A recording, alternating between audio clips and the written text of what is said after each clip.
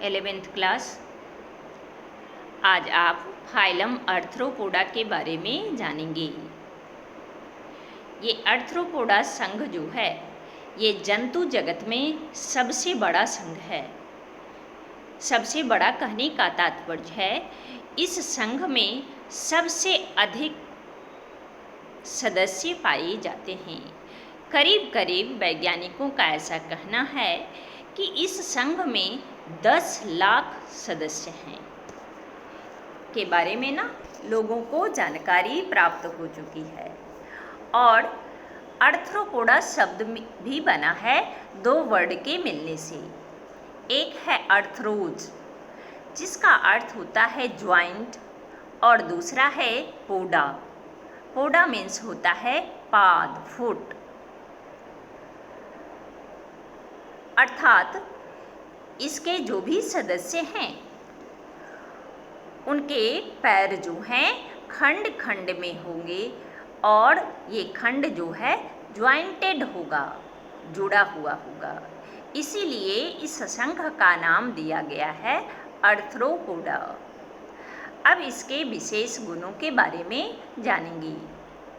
तो हमने कहा कि ये संघ जो है जंतु जगत का सबसे बड़ा संघ है, इसलिए इसके जो भी सदस्य हैं वायु में भी पाए जाते हैं, जल में भी पाए जाते हैं, थल में भी पाए जाते हैं यानी स्थल पर भी पाए जाते हैं।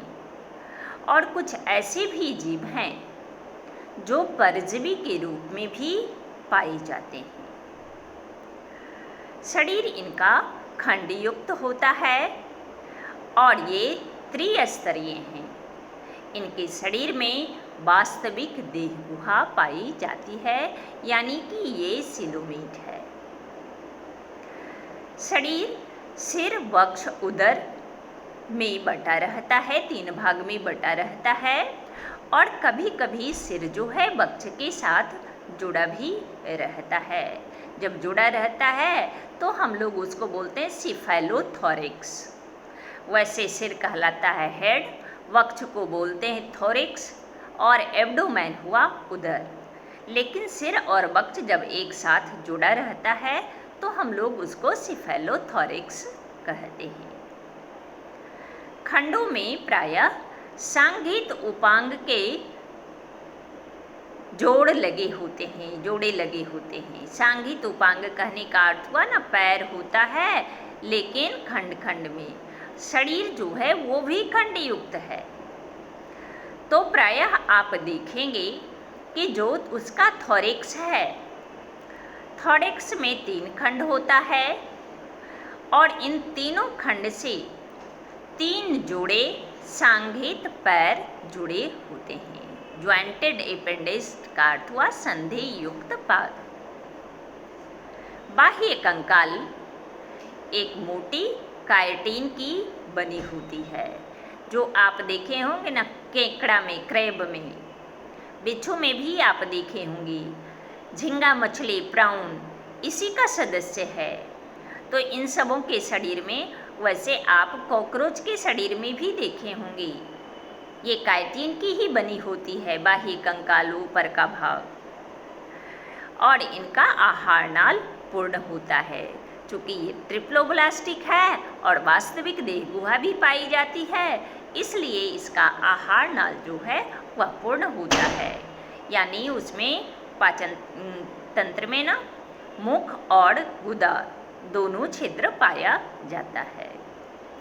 मुख के चारों ओर मुखांग होते हैं यानी छोटे छोटे अंग, कुछ भोजन को पकड़ने के लिए तो कुछ भोजन को कुतरने के लिए, कुछ चूसने के लिए, चबाने के लिए अनुकूल होते हैं। और इनका रक्त परिसंचरण जो है यह खुला रक्त परिसंचरण होता है, ओपन ब्लड सर्कुलेशन। श्वसन की क्रिया त्वचा द्वारा भी होती है। कुछ जलीय जीव है तो उसमें गिल्स द्वारा भी होता है। कीट है तो आप पढ़े होंगे नीचे की क्लास में, श्वास नलिका के द्वारा। ट्रेकिया के द्वारा, श्वास नली के द्वारा, श्वास रंध्र के द्वारा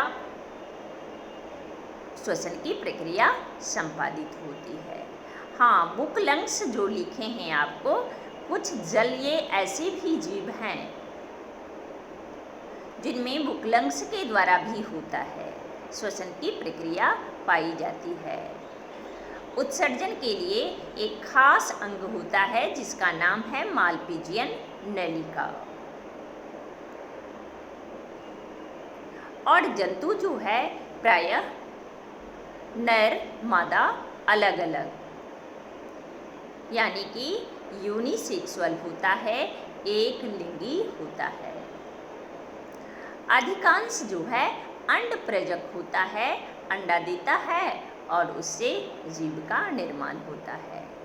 जीवन चक्र में लार्वा अवस्था पाई जाती है जो रूपांतरित होकर लार्वा से प्यूपा बनता है और फिर प्यूपा से वयस्क के रूप में परिवर्तित हो जाता है।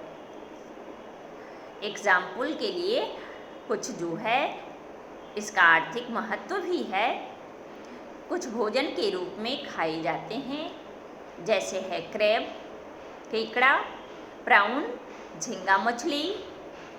कुछ आर्थिक रूप से भी महत्वपूर्ण है।